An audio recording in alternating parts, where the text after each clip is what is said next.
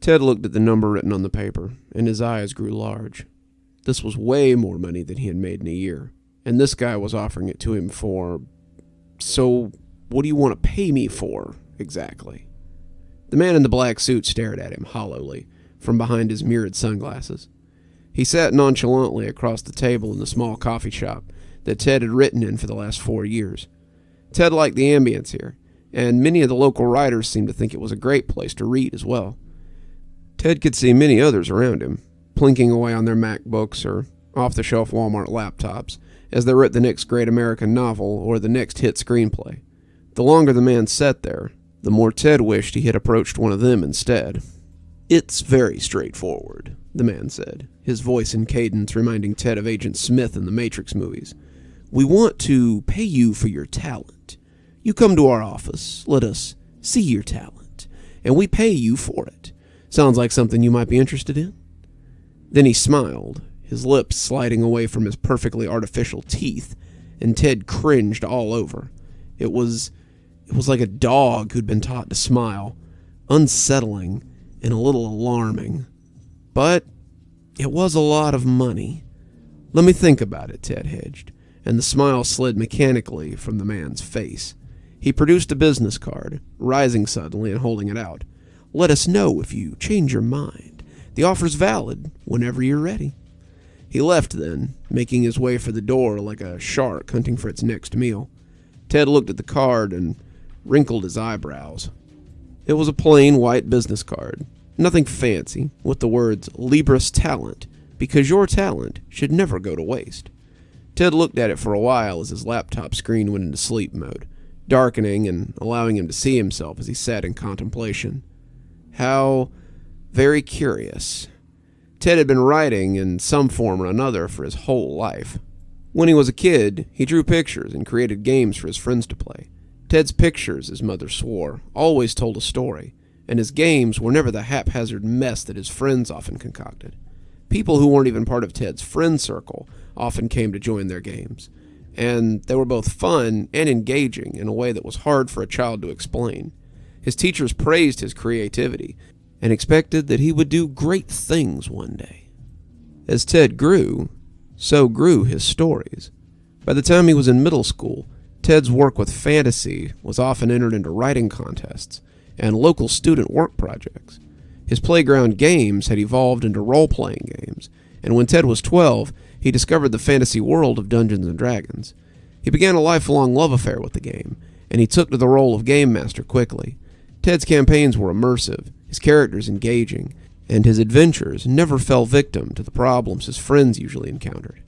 Ted wrote well, and again, the adults in his life often praised him, expecting great things from him in the future. It had been a no-brainer for Ted to start studying writing after high school. He had soared through what is normally a very trying time for teens by channeling his churning emotions into his medium. Ted had gotten more than one scholarship for writing, and as college loomed, he put all of his efforts into his work. Ted spent the next 4 years working on a BA in English and Literature, and in the end, he felt he had the expected tools to begin plying his craft professionally. Now, however, Ted was trying to figure out how to turn his talent into a paycheck so he could pay his bills. Magazines liked his work, but wanted a writer with more experience. There were people online who would pay for his stories, but not enough to live off. Agents were interested, but they didn't want to take a chance on someone so young. Ted's writing was always well received, but there was always the ever-present "but" hanging at the end of all those praises. A few interested publishers had approached him, but it was always the sort that buried the line of price amidst all the talk. Ted was 26, 4 years out of college, self-published, untried, and no one was willing to take a chance on him. No one except Libris Talent, that was. Ted Googled them, of course. He had been burned too many times before and wanted to see what he was in store for if he decided to take their offer.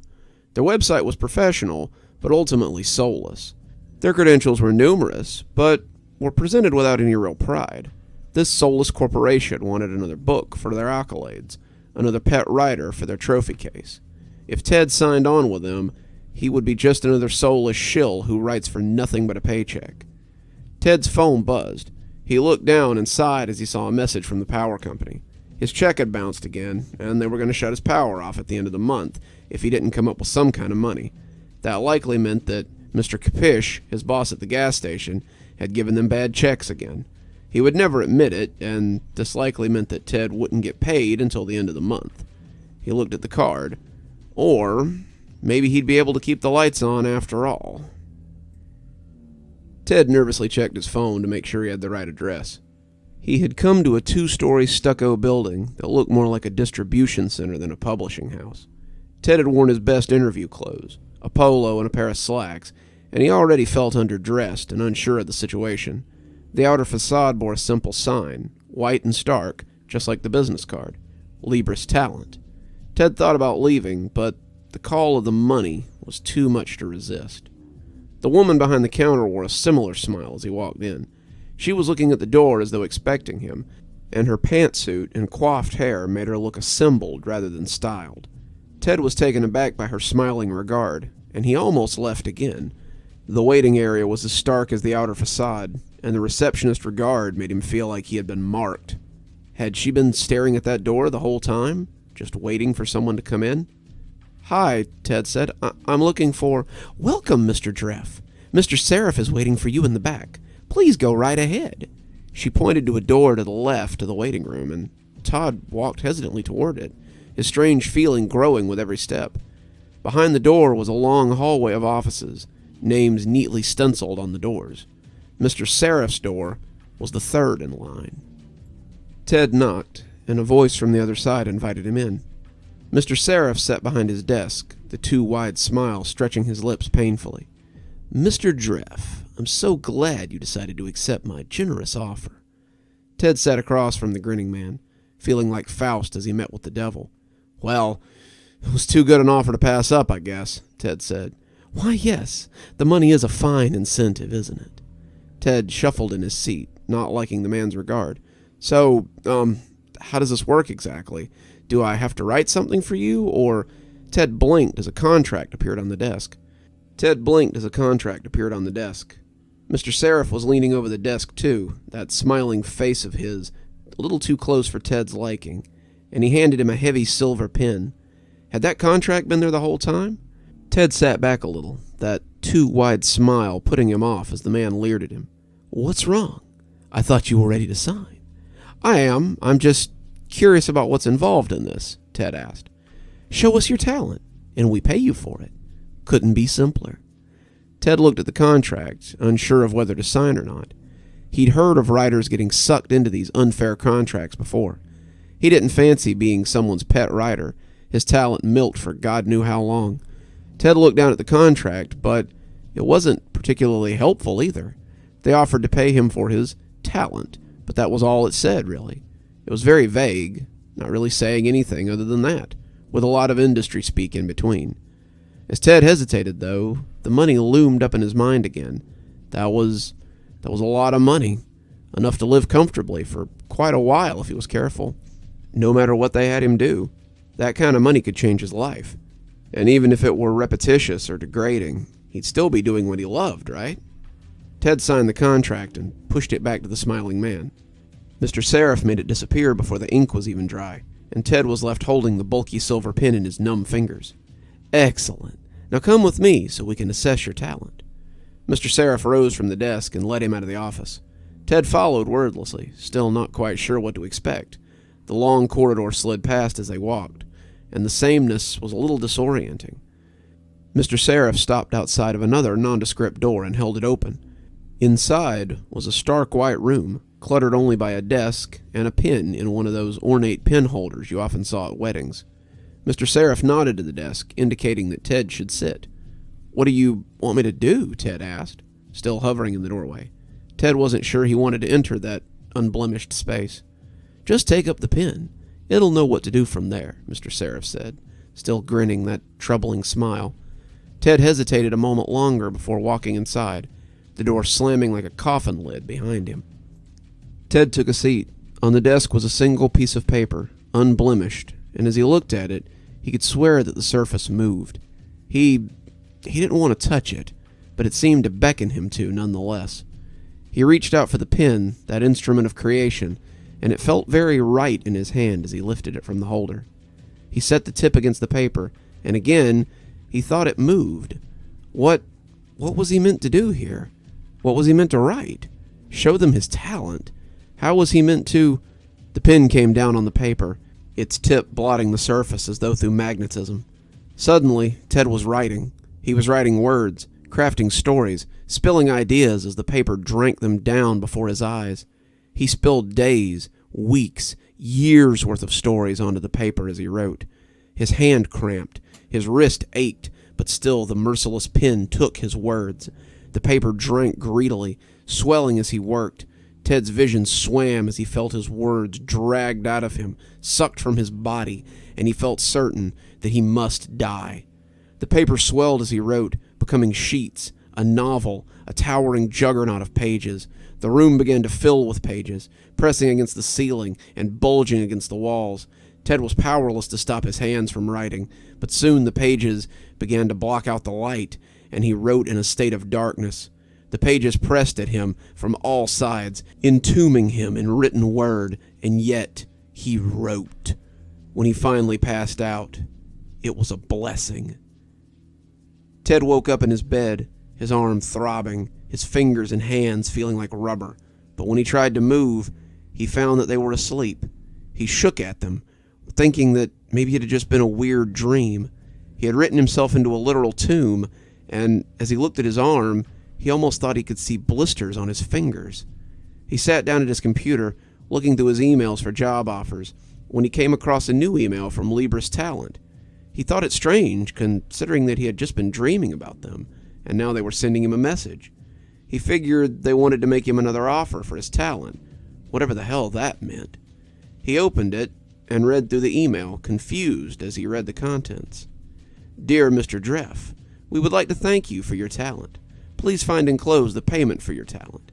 We hope you are satisfied with the transaction. Regards, Mr. D. Sereph. Ted read the email repeatedly before opening the app on his phone linked to his bank account. Ted's eyes went wide when he saw the amount in the account. He goggled at it in disbelief. It hadn't been a dream after all. He had sold his talent, he guessed. Ted grinned as he thought of the possibilities. Mr. Sereph had been right.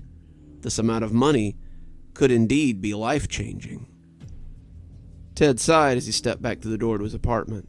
He'd been on a 2-week vacation in the Bahamas, spent those 2 weeks in the lap of luxury, too, and still hadn't made a dent in the amount of money Mr. Sereph had put in his bank account.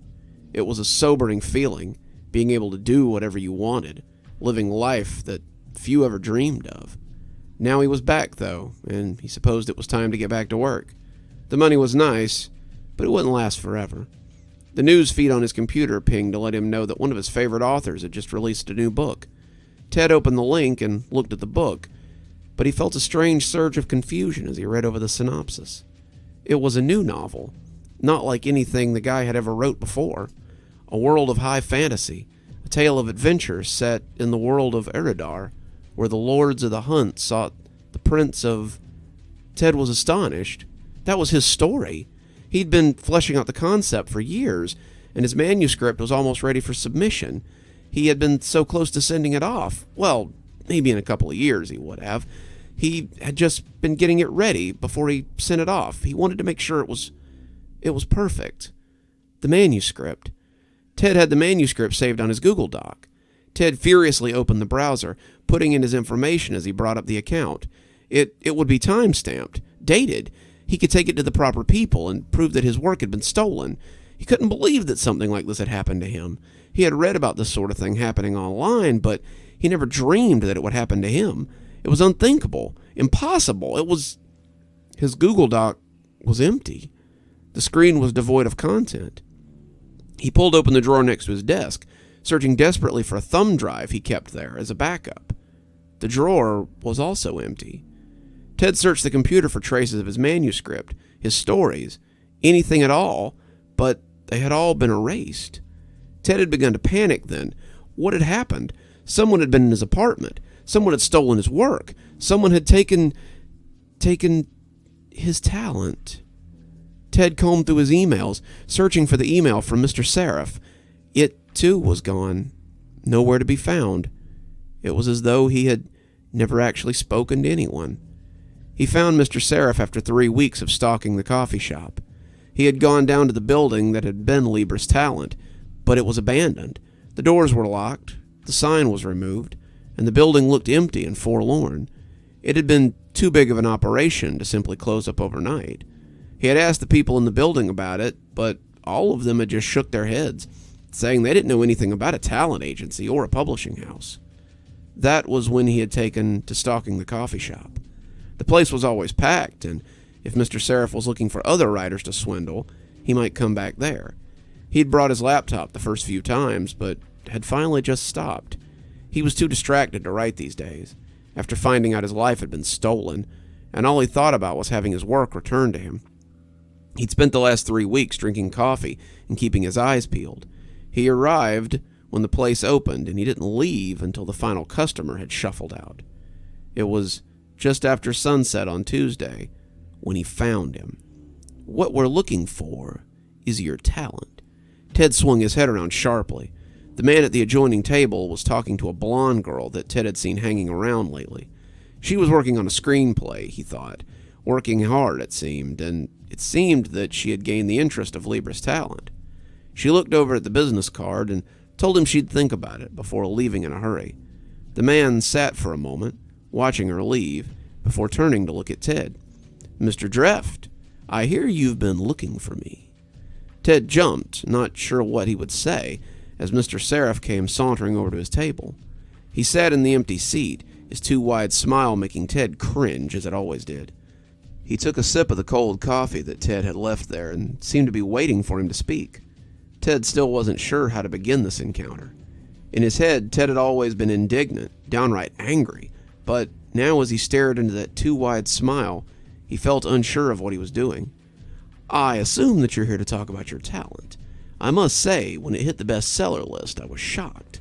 I suppose we could reassess your price if you're looking for more money." That lit the fire in Ted again. "I want to know exactly what the hell you think you're doing. You break into my apartment, you steal my work, clean out my hard drive, and then you think you can just bribe me with more—" "I did no such thing," Mr. Sereph said, rolling his eyes. "We paid you for your talent. Your talent was writing. You signed a contract and were compensated handsomely." "Wait, you mean you paid for my stories?" Mr. Sereph scoffed. "Stories? Mr. Dreft, have you tried to write since you woke up in your bed?" Ted thought about it. Had he written anything in the past 2 weeks? Had he even felt compelled to write anything? He had signed his name to a few things, maybe written a text or two, but other than that, he hadn't written so much as a sentence creatively. He'd been having so much fun that the need hadn't arisen, and that should have worried him. The writing was what Ted did. Without it, his life was empty. "That's right. You sold your talent rather cheaply, too, Mr. Dreft. But your kind usually does. You cut your goose open too quickly and find nothing as valuable as what you had." "So what is Lieber's Talent, then? You sell ideas to other writers?" Mr. Sereph scoffed again. "Ideas? You're still thinking too small. Do you think that talent is something that just lasts forever? Talent is a finite resource, Mr. Dreft. It flows and ebbs. Some people are lucky enough to have a large tidal pool, but some people have to buy their talent to supplement. Lieber's Talent finds those in need of talent, literary, athletic, political, what have you, and we get talent for them." Ted's blood ran cold. "So, I'll never write again?" Mr. Sereph looked a little sad. "Sorry, kiddo. Looks like you're just gonna have to live your life like one of these other talentless schlubs. But hey, if you ever decide you want to buy some talent, do keep us in touch." He left a business card on the table and made his way out. Ted sat there, hearing the click of the keyboard and the creation of raw ideas as they went on around him, and put his head in his hands.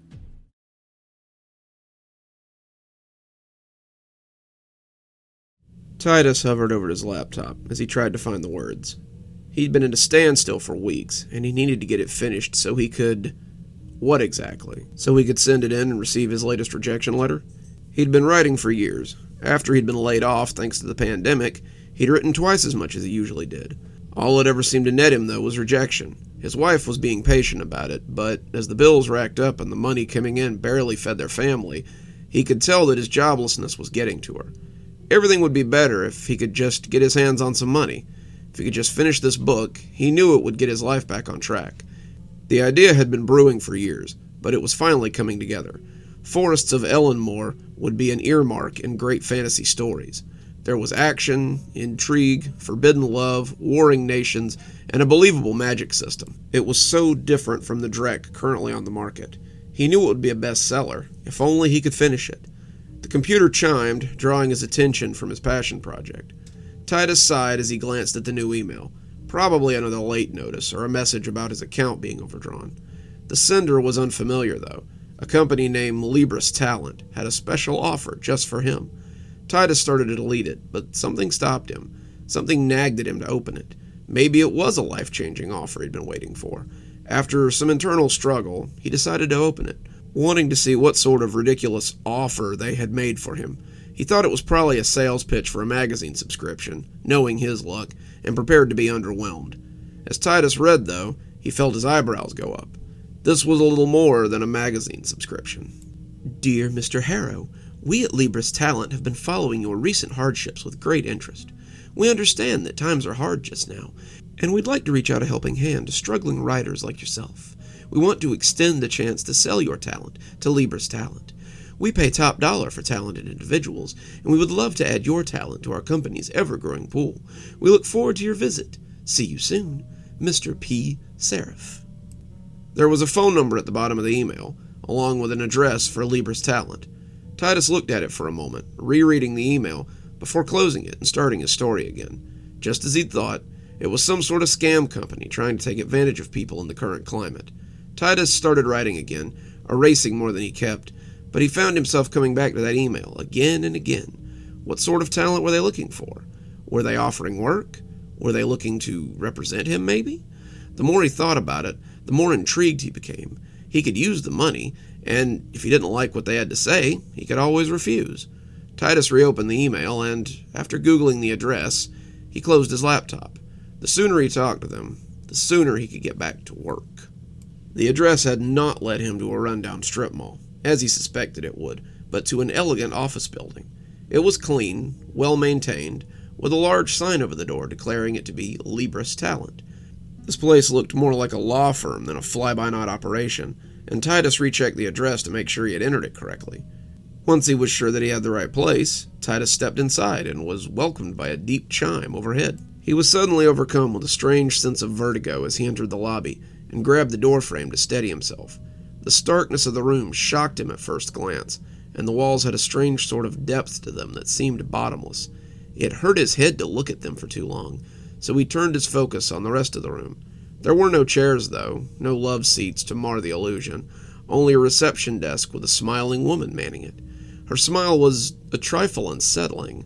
Titus became worried that it might extend all the way back and slice the top of her head off just above the ears. Greetings, Mr. Harrow. Go right ahead. Mr. Sereph's been expecting you, she said, pointing to a door behind the desk. Titus was suddenly hesitant. How did you know who I was? We've been expecting you, she said, still flashing that brilliantly unsettling grin. Go ahead, sir. It's no good keeping Mr. Sereph waiting. Titus wanted to question her further about the mysterious Mr. Sereph, but felt it might be safer to just do as she said. She had turned that smile away from him, returning to her work, and he was left with no option but to proceed or leave. He walked into the hallway lined with identical white doors that bore little name plaques. The hallway seemed to go on much farther than the outside of the building would have led him to believe, and Titus wondered if it were some sort of illusion. As he walked, he thought he could hear strange sounds coming from behind some of the doors, but it made him feel uncomfortable to linger outside for too long. He walked until he found Mr. Sereph's door and knocked. He was invited into an office as stark as the lobby. Mr. Sereph, it seemed, was a minimalist, and his office contained a desk, 2 chairs, and a black book with a handsome silver pen sitting inside of a holder. It had none of the photos or clutter common to a working man's desk, and Titus found this as odd as the office itself. Mr. Sereph was a well-kept man who looked about 30, his blonde hair curtaining his face in a European style, as meticulous as his white suit. When he smiled, Titus suddenly felt the urge to run. His too wide grin reminded Titus of the Cheshire Cat, his too big eyes reminding him of the big bad wolf. Titus was suddenly very afraid of being gobbled up, bones and all. If Mr. Sereph noticed his discomfort, it didn't seem to bother him. "Ah, Mr. Harrow, thank you for coming. Please, have a seat." Titus sat without really meaning to. The man's voice compelled him with its dulcet tones, and it made him forget about his unease for the millisecond it took him to plant his rump. This also put him at eye level with the strange book, and Titus felt his eyes drawn to it as it hunkered on the desk. Titus almost imagined he could see it breathing, watching him, liking him so close, so it might suddenly leap out and, "I trust you found the office easily. It wasn't likely to be what you expected, I'd wager." How did you know that I'd come?" Titus stammered, dragging his eyes off the strange book. "Oh, we've been assessing your talent for quite some time. We feel it could use a more ambitious hand, someone likely to make better use of it. We would like to utilize your talent, as we do with many unambitious individuals. You will be compensated, of course. Times are hard, and a man with no job has to feed his family somehow. What do you say? Do we have a deal?" he purred, putting the bait out like a talented angler. Titus, however, was wary. This smiling man seemed to know all about him, but Titus knew nothing about who he was or what he expected. Who the hell was this guy? He was certain he'd never seen anyone like this before, but somehow he knew all about Titus. How long had he been watching him? Why was he so interested in his talent, as he called it? "How is it that you know so much about me, but I've never seen you before in my life?" "Oh, we know a lot about you, Mr. Harrow. We know you've been out of work for almost a year. We know your wife has become the sole breadwinner for the household and is barely getting by. We know you're in a great amount of debt. We also know that the debt is likely to get deeper without a miracle or untimely access to your life insurance." Titus started to become indignant, but Mr. Sereph put up a hand. "But that is behind you now. With the money we intend to pay you for your considerable talent, you can live the life of a free man once again. Take back what was stolen from you. Clean the slate. A fresh start. What do you say?" Suddenly there was a check in Mr. Sereph's left hand and a pen in his right. Titus could see $20,000 scrawled on the value line and felt his anger disappearing. With that kind of money, he could settle his debts. He could survive until this pandemic was over if he was careful. He could get out from under the funk he'd been squashed beneath for so long. The black book was open between them. When had that happened? It seemed to be waiting, greedily longing for his signature. For his talent. Titus took up the pen shakily, a sweaty hand taking the check and stuffing it into his pocket. He signed his name on the rough top sheet of the book. As his name lay across the pages, he tried to pull his hand back, but it was outside his control now. It moved furiously, the words spilling from the pen across the page. Pages became sentences, paragraphs, chapters, and finally, whole novels, as Titus only watched in horror. The pages riffled, turning, accepting his ink, accepting his talent, and Titus screamed and begged for it to stop. His hand, however, gave away all he had and more. The pages swallowed it all, swelling to a monstrous size as he wrote. Titus didn't know how much he had in him, and soon the ink began to trickle from the page like an oozing wound. It pooled around him, rising like a tide, and he saw Mr. Sereph's smile disappear beneath the liquid tar before his vision was covered in murk. Even as he descended into blackness, he wrote. He awoke on the couch, breathing heavily, the evening news just finishing up. In entertainment news, it looks like fans of Mark Daniels will have something to celebrate soon. He tweeted today that he's began a new novel, Tribes of Ellenmore. Fans of his talented writing, such as myself, can't wait. Titus shuddered. That was his book. His story. Not anymore, though, it seemed. It was gone now. And as he sat on the couch, he tried to remember. He couldn't even think of what it had been about, though. It had been a fantasy story set in somewhere. There had been elves. It was gone, though. It was all gone. Titus remembered the pages upon pages in the black book and wondered if it was the only thing that was gone. He felt something in his pocket, and reached in to find the crumpled check, paid to Titus Harrow $20,000. On the memo line, it said, "For your talent." Titus now suspected that this transaction had been more Faustian than he had believed. As the check said, Mr. Sereph had purchased more than a book. He had purchased his talent. He felt tears slide down his face as he came to realize what he had sold. In the end, it might have been less painful to sell his soul than his talent.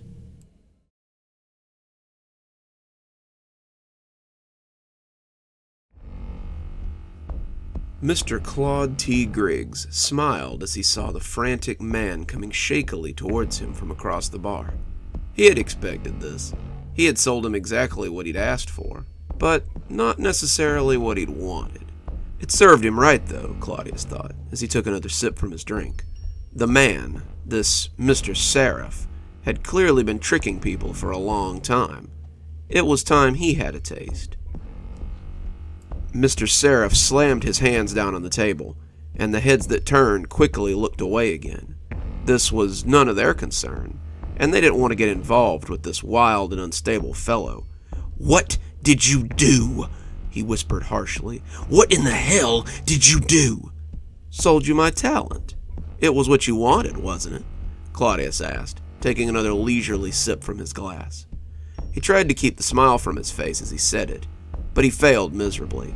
It was just too funny, after all. Libris Talent had contacted him in the usual way. They had seen some of his work online, a burgeoning crime novel about a serial killer and his murder spree, and though it was coming along nicely, it was really more of a hobby.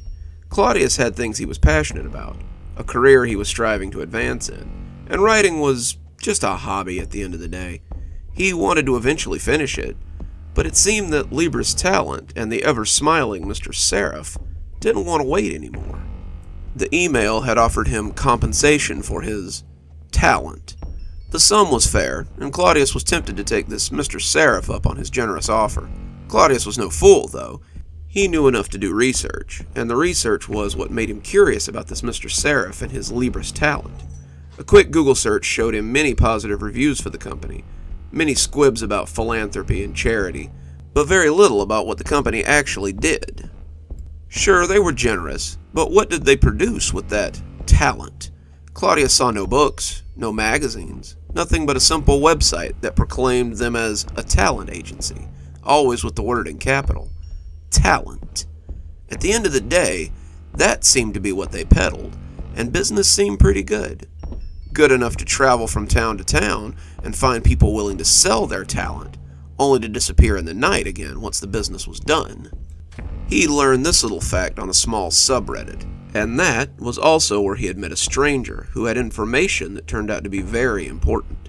He called himself Fallen_Libris, and he had a good many things to say about Libris Talent and Mr. Sereph. He claimed that the man had bought his talent, and when he had lost the ability to write. It had taken him months to be able to write more than a simple email. His story, his ideas, his talent, they had all been sold to someone else.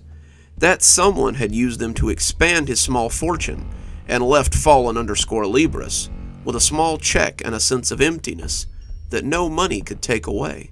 That had given Claudius an idea he had set into motion with his return email. He had arrived at Libris Talent to be greeted by a stark waiting room and a smiling woman whose eyes were just a little too bright as she told him to go ahead to the back. "Mr. Sereph is waiting for you, Mr. Griggs." Claudius had smiled at that. He doubted they were expecting the talent he was bringing. Mr. Sereph was at his desk when Claudius arrived. His smile was wide and bright enough to fall into. Claudius was honestly surprised that his head didn't simply separate in the middle and slide off. On his stark desk sat a fountain pen in a holder and an old-looking book. Claudius thought this was really what he was here to see. Not this grinning corpse or this fancy pen, but this silently breathing book that sat closed before him. "Mr. Griggs," Mr. Sereph said, his predatory eyes following him as he took a seat, "I am so glad that you decided to take us up on our generous offer. That was the moment that he realized he might be in over his head. He was a fox that had suddenly realized how big the bear was, and that he might not be as clever as he thought. For better or worse, he was in the trap now. He could only win or lose from here, and he was intent on not being another victim of this smiling man. "I assume you have looked over our terms?" Mr. Sereph asked, those eyes still intent on him. "Sounds a little too good to be true," Claudius had said, feigning disbelief. "Well, that's the benefit of working with a company like ours," Mr. Sereph said silkily. Claudius asked him what he wanted, what he meant by talent exactly, and Mr. Sereph assured him that it was all quite common. "We buy the talents of those who may or may not be utilizing them to their fullest. Your writing shows great promise, but it's clear that it isn't something you value. Sell us your talent, and we will compensate you for it. It's as simple as that." Claudius shrugged and asked how they would proceed. Mr. Sereph opened that hungry book and handed him the pen from the little holder. "What do I do?" Claudius asked, still not quite sure how this worked. "Just let your hands do their work," Mr. Sereph said. From the time the pen touched the paper, Claudius was writing. The ink was red, blood red, and Claudius filled the page with the darkness that swelled within him. Every grisly murder, every bloody scene, every pain-filled cry, every feeling of dread was perfectly conveyed with gruesome clarity. He wrote until his hand burned, until his fingers cramped, and as his shoulder went numb, he just kept his focus on that wide shark's grin his adversary wore. As the ink began to spill from the book in torrents, the sea of blood rising, Claudius felt his vision begin to blur.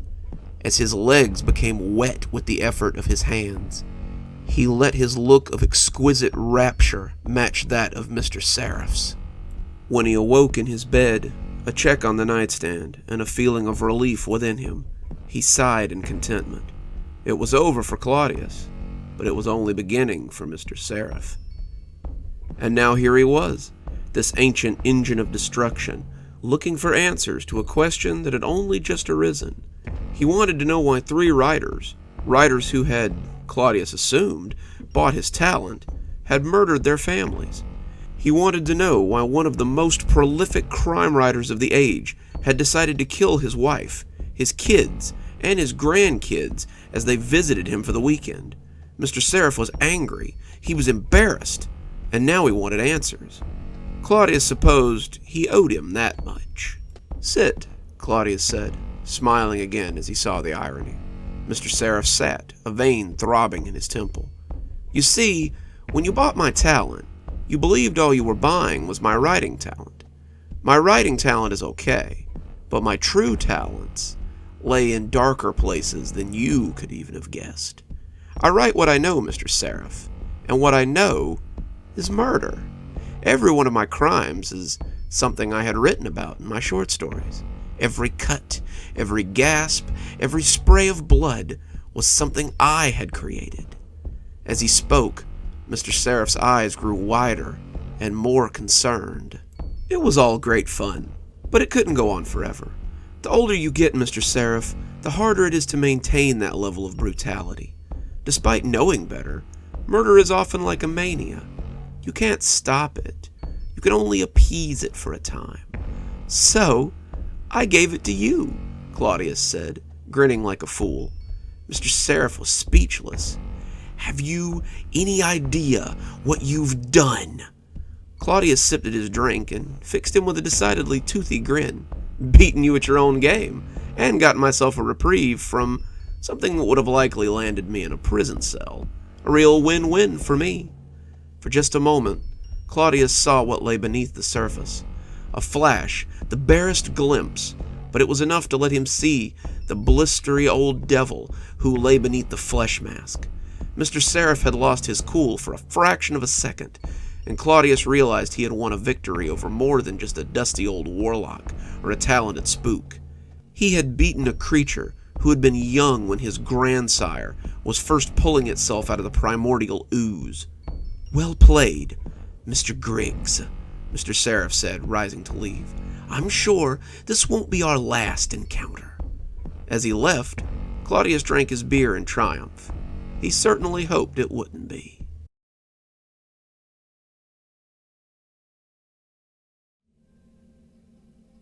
Dylan drummed his fingers on the desk as he stared at the blank screen. The Darrow Feuds by Dylan Mandry. He'd been looking at that title for 3 months, and it was starting to grind against his sanity. He needed this book to come together, but he just didn't have the words. The sequel to Darrow Farm had been highly anticipated after the first one had spent 6 weeks on the New York Times bestseller list. It had been a somber tale of pioneers looking for a fresh start, and the strange and frightening neighbors they had found in the woods around Utah's Hellman Valley.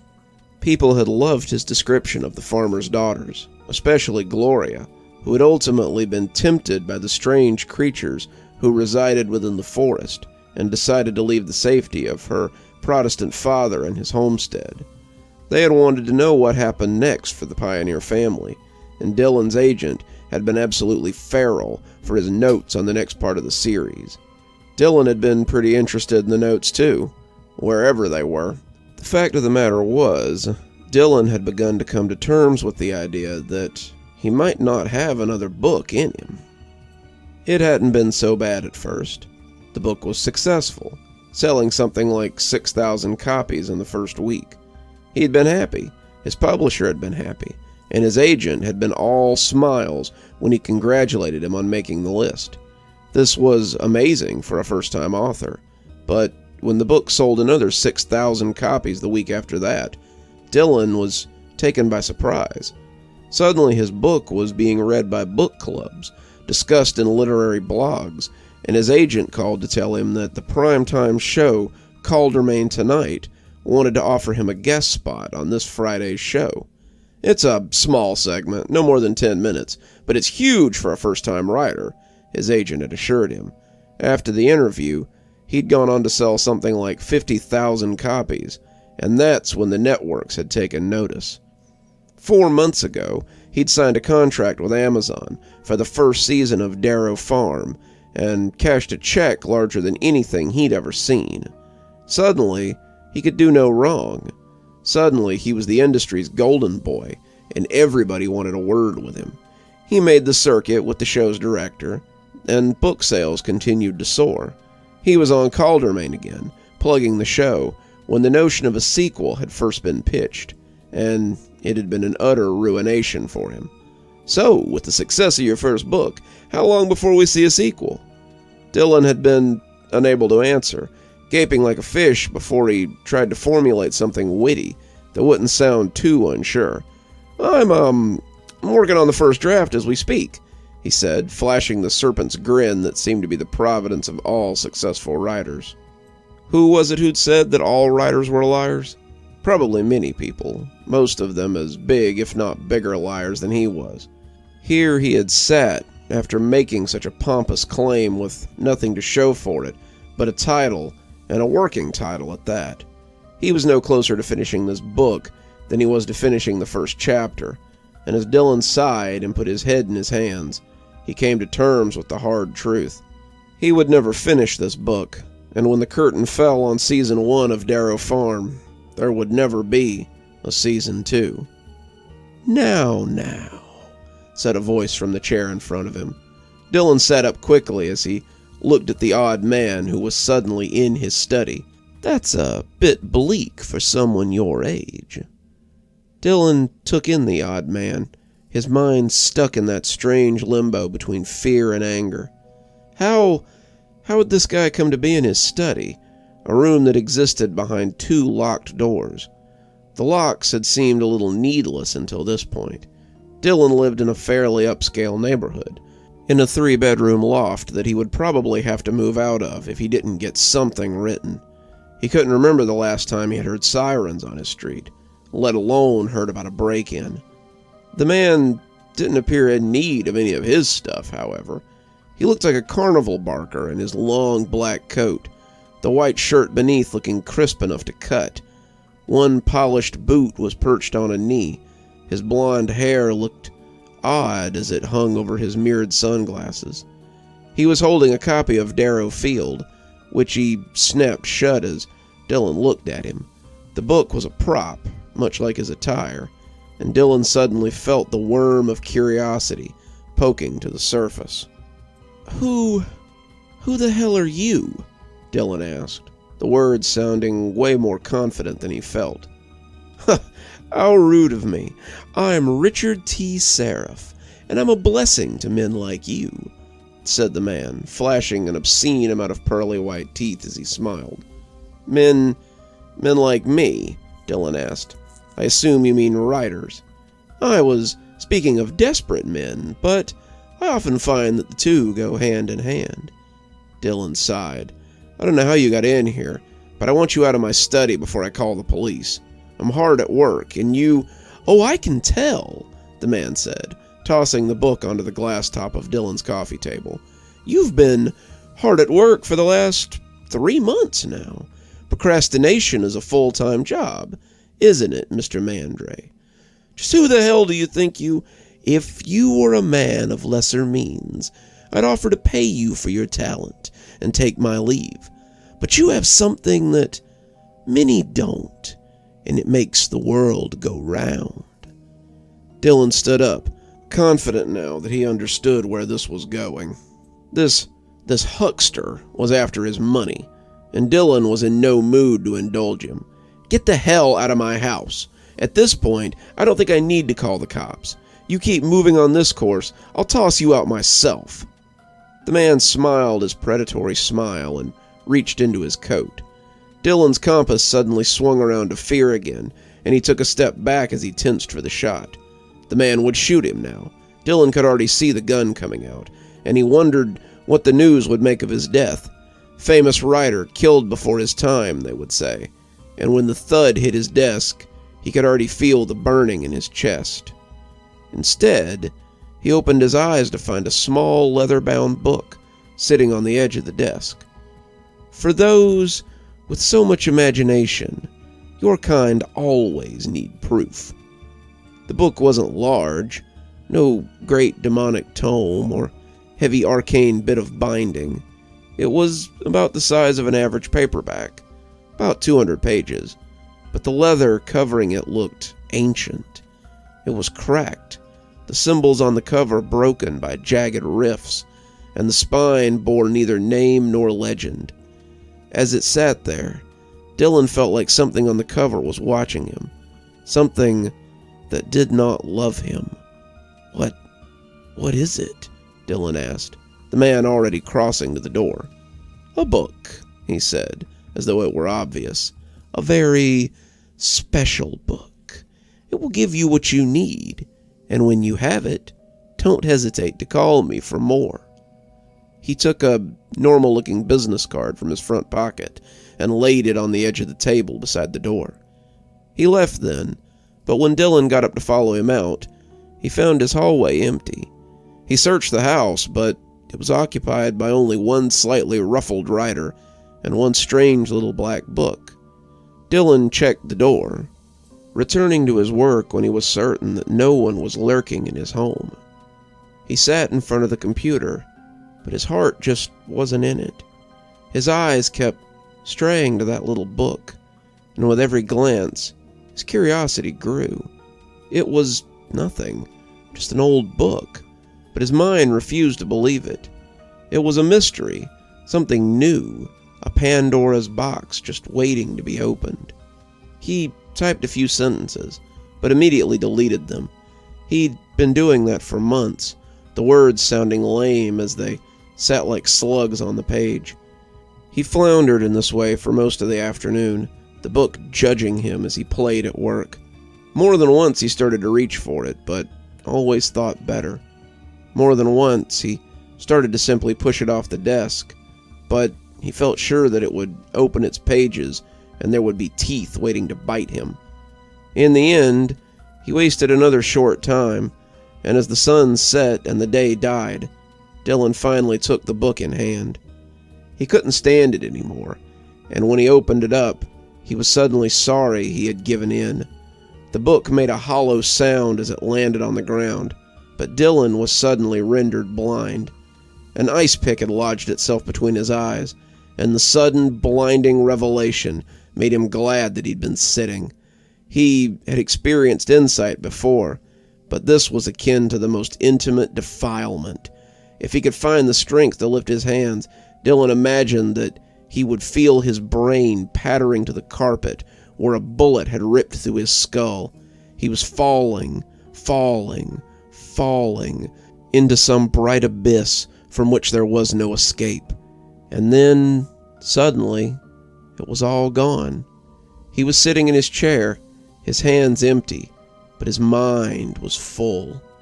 He wrote the rest of that day and well into the next, and when he emailed his agent the first 10 chapters of what he'd written, his agent's response was one of bemused confusion. "This is not a sequel to Darrow Farms," he said, when he called him 3 hours later. "Is that a problem?" Dylan asked, already guessing the answer. "If the chapters are as good as these, I doubt it will be," he said, and Dylan could hear the smile in his voice. He was sitting at his laptop again, waiting to be inspired. Roland's War had been the story of a cavalry deserter who defended a town he was settling in from a group of his old army brothers turned outlaw. It was well received, outselling Darrow Farms and earning a movie this time instead of a TV show. Kurt Russell had been cast as Roland, the main character, and the check he had been cut this time was even bigger than the one before.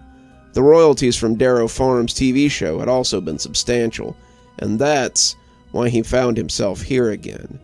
Amazon wanted a season 2, his publisher wanted a sequel, and Dylan, yet again, found himself trying to create straw from gold. He had written a few sentences that he liked, and a few paragraphs that he felt confident about, but he knew he would delete most of it later. The book was DOA, and he knew the likelihood of it coming out at all was slim to nil. He might as well try to write a sequel to Roland's War for all the good that would do him. As he wrote and erased, he thought again about the man in the black coat. He had looked at the business card more than once since that day a year ago, and he opened his desk drawer as he took it out and looked at it again. Richard T. Sereph and Libris Talent were printed on the front, along with a phone number. He could call him again, Dylan knew, but he had resisted up until now. He had no proof that Roland's War had anything to do with the book that Sereph had left behind. But, he thought as he hit the delete key on the better part of an hour's worth of work, he didn't have any proof that it hadn't. The phone rang only once before Dylan heard that smooth, oily voice waft through his ears. "Why, Mr. Mandry, to what do I owe the pleasure?" Dylan gulped. The man knew his number, a number he had never given him. I need more," he half whispered, and he could hear the muscles in the old demon's face as they creaked into a grin. "The price is 100,000, sent to my account that I am about to message you." A text popped up with the information to a private bank account. And when do I... But Sereph cut him off. "When the money is transferred, you will receive your book."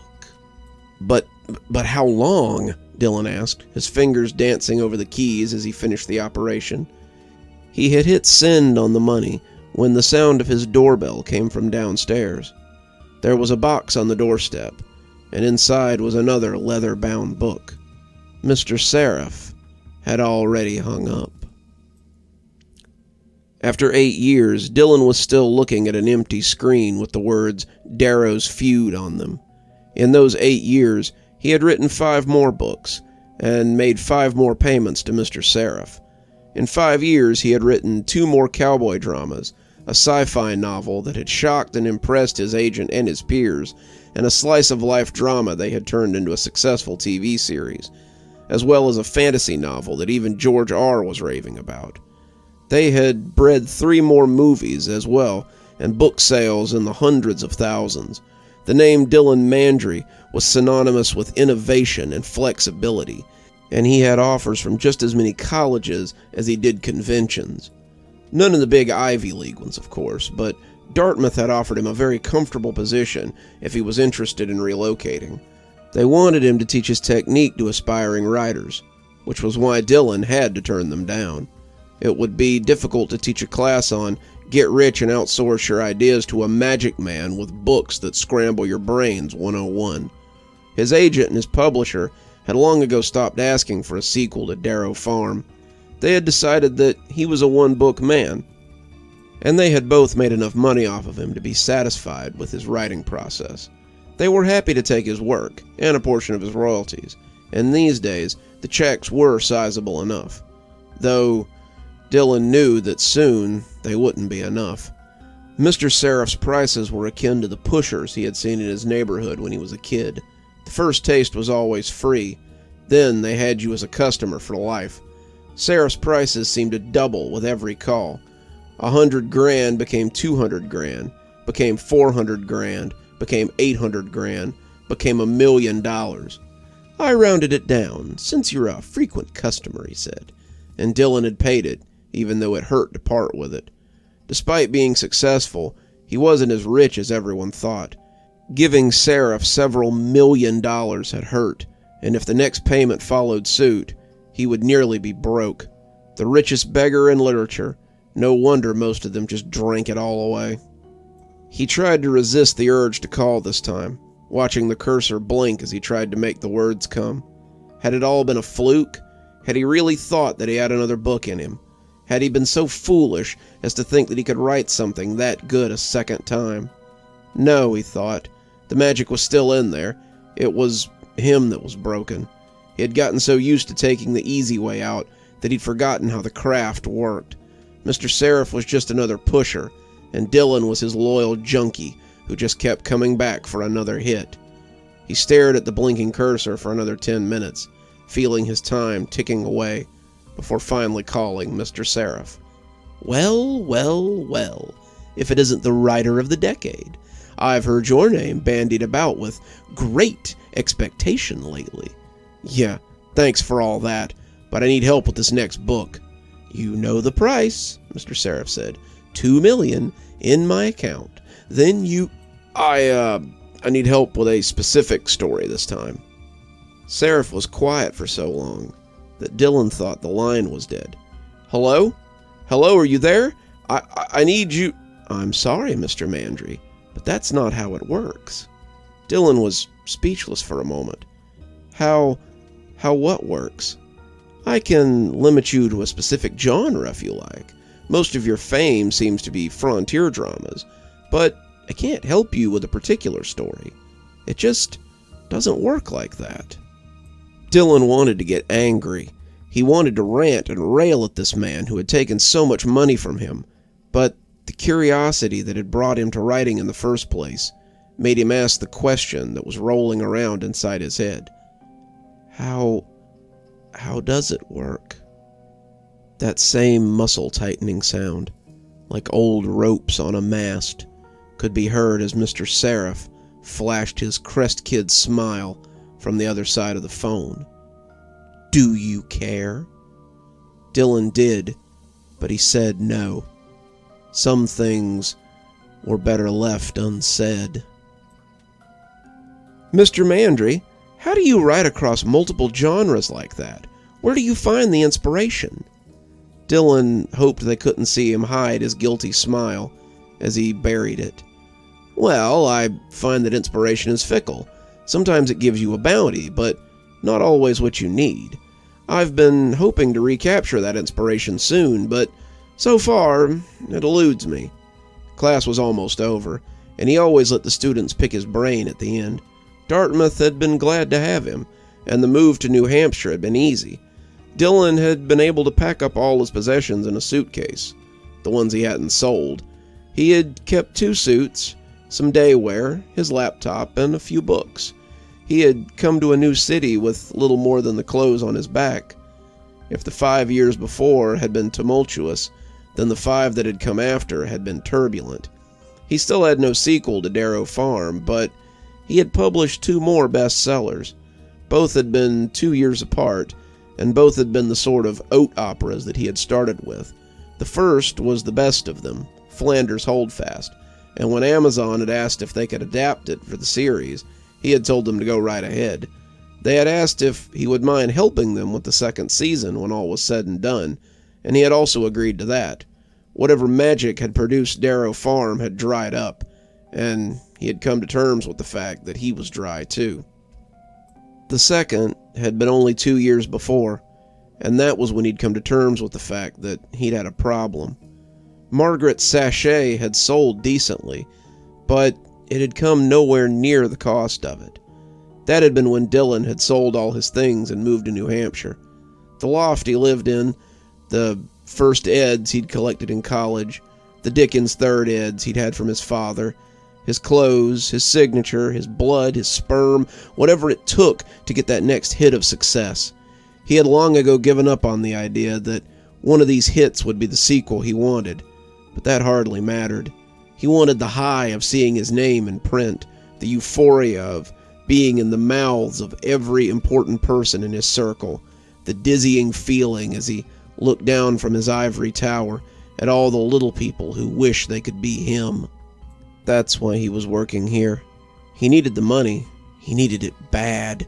And if he intended to feel that jolt again before he died, he would pay for another hit of that sweetest nectar. He realized he'd been staring out the window and pointed to a young man in the front row. He thought his name might be Max, or maybe Philip, but after the numbers on the roster passed 10, Dylan had trouble remembering everyone unless they made an impression.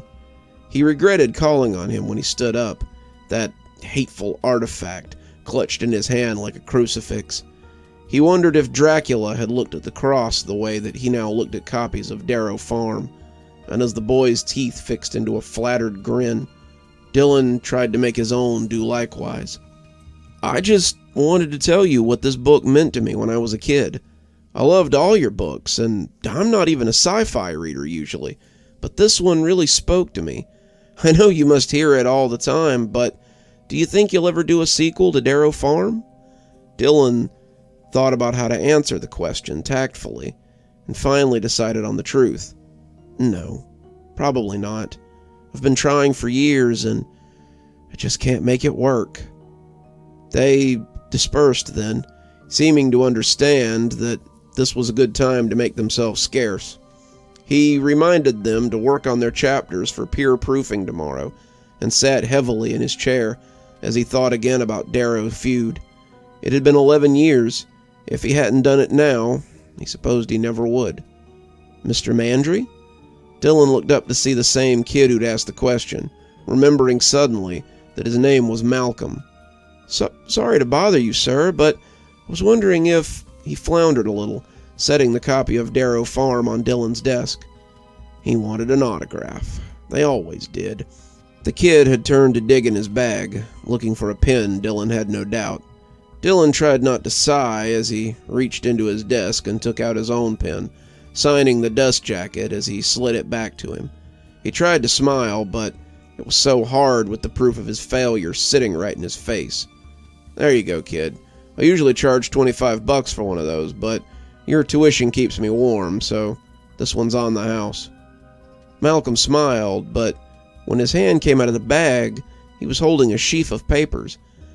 "Thanks, sir, but I'd like to know if you'd look at something I've been writing." His hands were shaking a little, and Dylan looked at the clock before taking the offered pages. Malcolm's class was his last of the day, and he had a few minutes to look over the kid's notes. He wasn't in a hurry to return to his dreary little condo, only having an evening of looking at the blinking cursor ahead of him, or the equally bleak numbers in his bank account that never seemed to rise high enough. He had laid the notes out, scanning them in a perfunctory way, but the farther he got, the more interested he became. "I hope it's not too forward, but I loved your book so much. I know it's rough, but it could be something if I had your help. It's not the actual sequel to Darrow Farm, but perhaps the spiritual successor?" Dylan devoured the pages as he read, his anger beginning to kindle. Who the hell did this kid think he was? This was plagiarism. This was theft. He'd see this boy thrown out of college, out of New Hampshire, but the most galling part was that it was good. He could have overlooked it if it had been trash, but Malcolm had written something great. To hell with Darrow Farms. This was something better than it could ever be. He only had a few chapters, but they continued the Pioneer family story flawlessly. The more he read, the less angry he became, and the more his curiosity took over. Do you like it, sir? Malcolm asked, and Dylan's face must have looked ghastly because he'd taken a step away from the desk. I know it's pretty rough, but I think with your help, this is astonishing, Dylan breathed, looking up at Malcolm as if he couldn't believe the boy was real. You wrote this? Malcolm's smile was back in force. I did. I wrote it because you inspired me, sir. Do you really like it? Dylan almost didn't trust himself to talk. He loved it. He wanted to help Malcolm make it great. He wanted to introduce him to his agent and tell him that there would finally be a sequel to Darrow Farm, maybe even 2. He wanted to smash this boy's head in and take his notes and leave him for dead. He wanted to rip his skull open and eat his brain like some cannibal trying to get at his thoughts. The last image gave him an idea, however, and his smile was genuine when he looked back at the smiling young man whose future was likely to be much brighter than his. Or might have been. How would you like to have dinner with me, Malcolm? We'll talk about your book, and then you can come back to my apartment and compare notes. I love what you have here, and I'm excited to get started right away. Malcolm looked as though Christmas had come early. I'd love to, sir. Wow, you have no idea what a dream come true this is. Likewise, Dylan said, and as he rose, the two walked and chatted as Dylan made plans just below the surface. What have you done? Sereph asked as he stood in Dylan's dingy apartment and looked at the comatose form of his student. Dylan didn't think it took much imagination to see what he'd done. He'd fed the kid, they'd talked about his book, and while he was in the bathroom, Dylan had slipped something extra into his drink. It hadn't been anything too insidious, some sleeping pills his doctor had prescribed him a few years ago. But when Malcolm had started stumbling on the way to the apartment, he had wondered if the dosage had been too high. He had called Mr. Sereph after putting the sleeping kid on the couch, telling him that he had his payment, but he'd need to come and get it this time. I don't accept cash or checks. You know that. Transfer the money to my account, and you'll want to come get this payment, Mr. Sereph. Trust me. Sereph had seemed eager to see what Dylan had for him, but now he looked mad enough to chew up nails and spit iron. As Dylan's grandfather had often said, "Is this your idea of a joke?" said Mr. Sereph, and suddenly he was in Dylan's face, the eyes behind those mirrored shades the color of piss. "No, far from it," said Dylan, standing his ground. You told me once that with my talent, you would have just paid me for it and been done with me. But I had money, so I could afford what others couldn't." "Get to the point," Mr. Sereph spat, his face still very close to Dylan's, close enough to make him afraid that he would bite him. "I take that to mean that you take these stories from other writers. I want his story. You can keep whatever else he has up there, but I want Darrow feud. Take the rest. Take him. Take whatever you need, but I need that story." It was Mr. Seraph's turn to look taken aback, but his smile had returned. "Wake him up before whatever you gave him wears off," he said, and he took a familiar-looking book from his coat. "It might help if he's a little groggy when he makes this deal." Caldermain smiled as the lights came up, and Dylan was once again bathed in their glow. He was back, riding the euphoria of his high, and he never wanted to come down. He had finally done it. He had conquered his white whale, and as the crowd stopped clapping and the house band quieted, Caldermain turned to fix his regard on him. "I never thought I'd say this, but it's a pleasure to have you on the show again, Mr. Mandry, with your sequel to Darrow Farm." The crowd clapped again, and Dylan gave them a peek at the first cover. It had been the greatest 6 months of his life. He had received Malcolm's story in the usual way, but Mr. Sereph had refused any sort of payment. The book, oozing whatever it was that made up the person's talent, went into his coat, and out came a smaller one, which he handed to Dylan. The boy's talent was substantial. This will help other writers and more than make up for your foolishness. I had never considered doing business like this, but you humans are always so inventive when it comes to the old sins. Please let me know if you stumble across any other tasty morsels in your class. The writing world truly is a tank of sharks, and their hunger is wide and deep. Malcolm had dropped out of his class the following week, and Dylan saw later that he had left the university altogether. He hoped the boy found something to take up his empty hours, but didn't really think about what he had done past that. All writers were liars, after all, and lying to themselves was no exception. So, it's been a decade or so since we sat in this very spot and brought up Darrow Farm. What led you to write a sequel after so long away from the source material? Well, Calder, inspiration is a fickle business. Sometimes it truly finds you when you least expect it.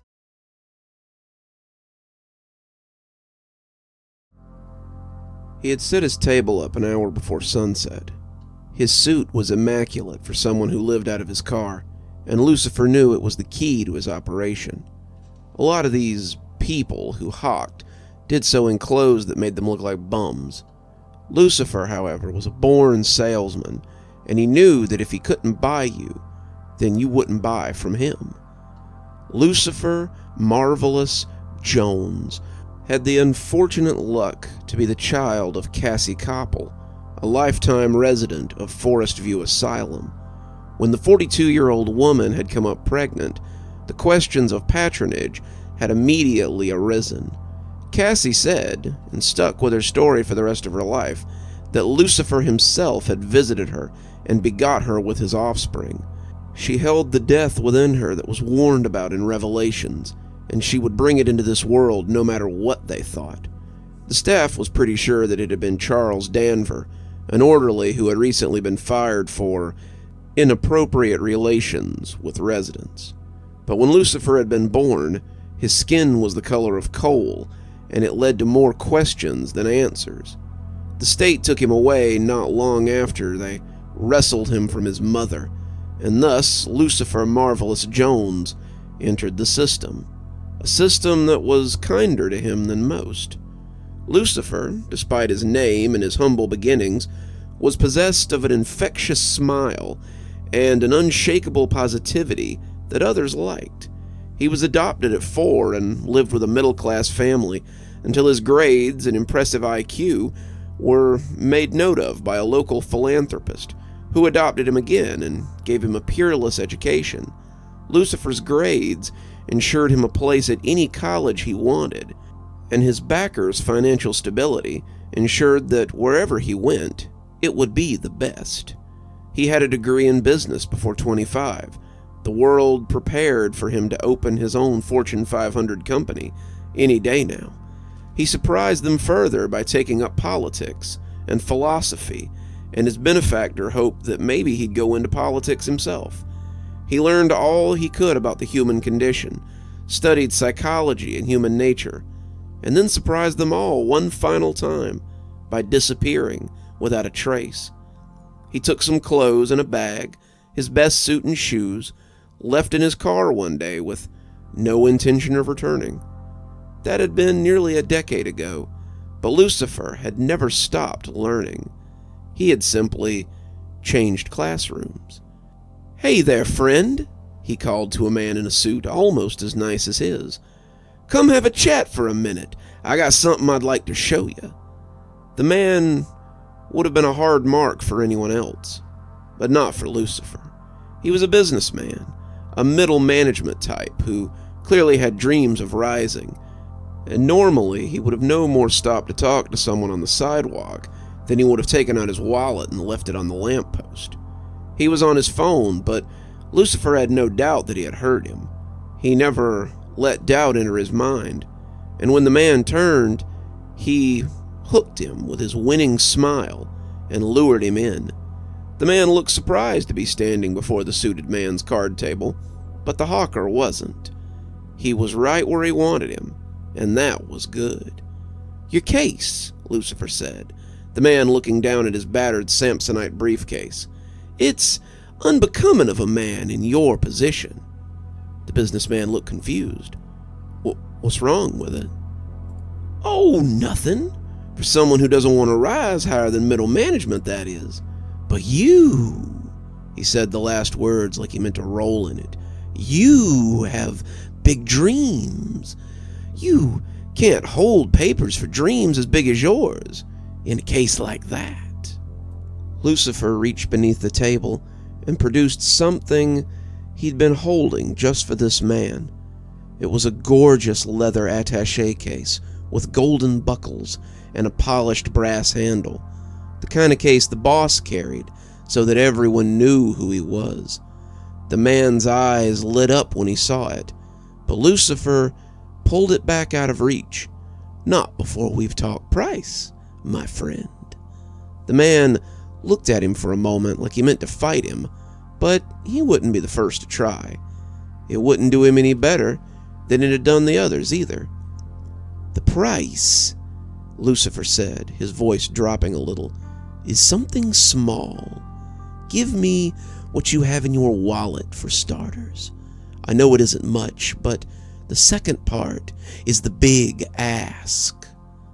The man nodded, shakily fishing his wallet out before handing Lucifer the $300 inside. Lucifer produced a gym bag then, placing it on the table gingerly.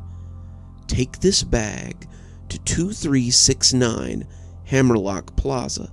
Leave it in the lobby and leave without being seen. If you're seen, I'll know and come to get the case back. Do this, and the case will be yours." The man looked enraptured as he took the bag and case, nodding furiously before heading up the sidewalk with a new spring in his step. "That was deftly done," said someone from behind him. "You have a definite talent, my friend." Lucifer didn't jump, didn't tense, but it was the first time in a while that someone had snuck up on him. He turned his head a little as he saw the man in the coal-black suit, his hands on the end of a cane and his rump on the bench where Lucifer had taken the case from. "I should hope so, sir. I've been perfecting my art for years," Lucifer said. "Longer than you might suspect, I think," the man said, but Lucifer didn't let it affect him. He turned back to the crowd, angry that he had almost missed the woman as she came walking past. He'd been planning this for weeks, and he wasn't about to miss his chance. "'Excuse me, ma'am," he said, his smile attached when she turned with a nearly rehearsed swivel. "I believe I have something that you might be looking for." She walked over dreamily, and when he pulled out the porcelain figure from beneath the table, she shuddered in surprise. How did you know?" she said, reaching for it with a shaky hand. He covered it, though, with his big dark one, smiling disarmingly as he set the hook. "I have an eye for precious things, and people who share a love of fine things. All I ask," he said as he produced a letter, "is that you drop this into a mailbox for me. Somewhere near your work should do it, and you can take your prize with you." She snatched the letter, nodding as she took the figurine and walked briskly away. "Did you need something, friend?" Lucifer asked, without looking at the man. "I don't believe I've seen a face as distinct as yours before."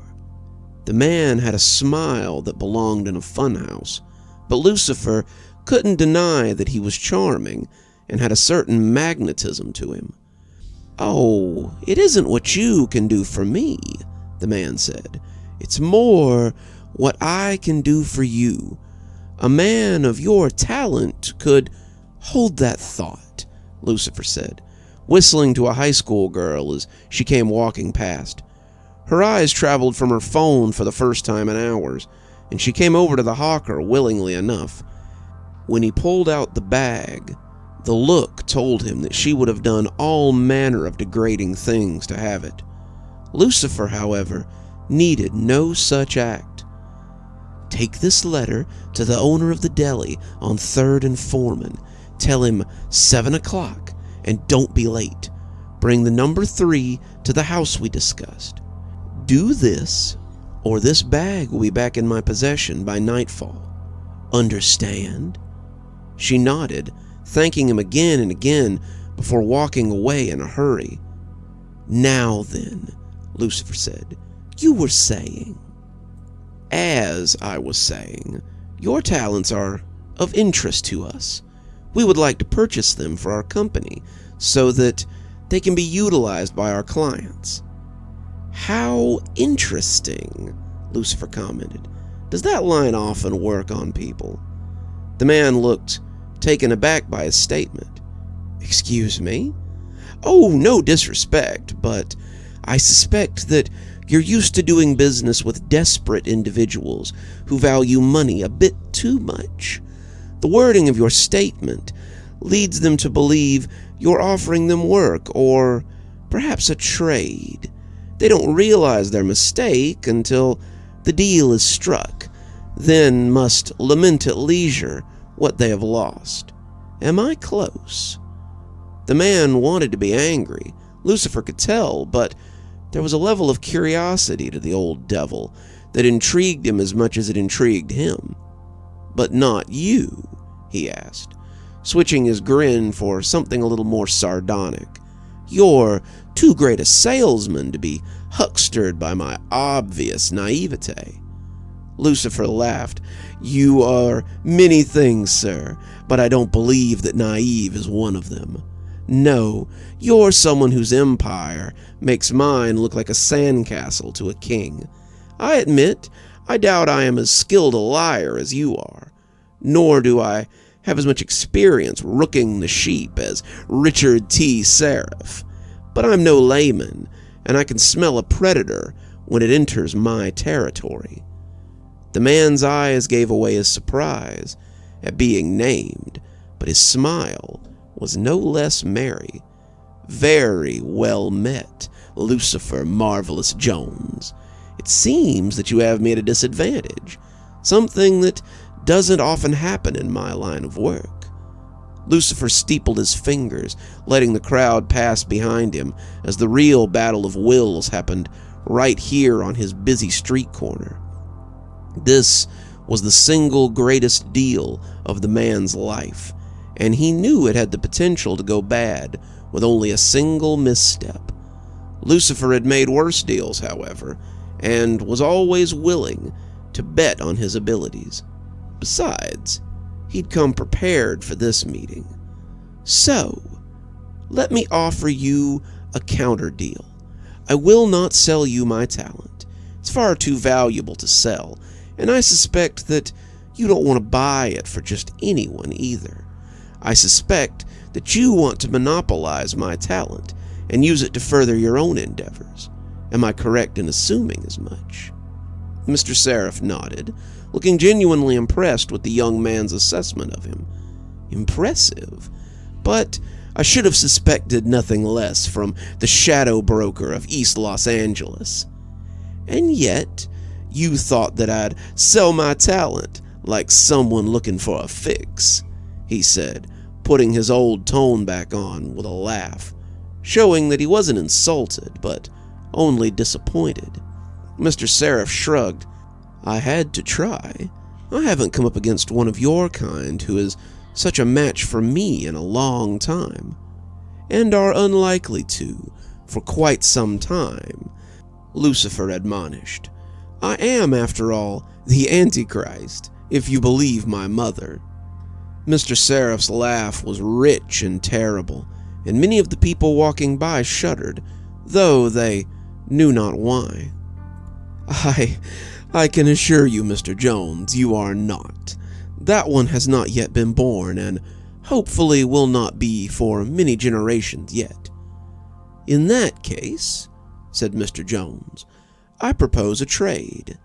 Mr. Sereph raised an eyebrow at him. "A trade, you say?" "Never fear, sir. It's a trade that's mutually beneficial for both of us." "I'm all ears," said Mr. Sereph, smiling as he folded his hands in his lap. Here it was, his one chance. Lucifer hoped he was up to the challenge. "I propose that you hire me, and we further each other's objectives." Whatever Mr. Sereph had been expecting, his face showed Lucifer that a job proposition wasn't it. "A job! A job! You want to work for me!" It was Lucifer's turn to smile. "Don't act so surprised. Libris talent is a very lucrative venture, but it's a venture that requires talent. You are one person," he hedged, not wanting to insult him, but not wanting to undersell him either. "And you've been the sole representative of Inquisitions for quite some time. Why not let me help? I do have a knack for talking people into things, as well as convincing them that I can provide them with what they want." Mr. Sereph looked shocked, gobsmacked even, and when he leaned forward, Lucifer thought it might be the first time he'd been taken off guard in a long time. "Well, goodness, I haven't had to do anything like an interview in so long. I don't guess you have a resume I can look over, do you?" Lucifer thought about it for a moment. "I may, actually. Do you recall my transactions this morning?"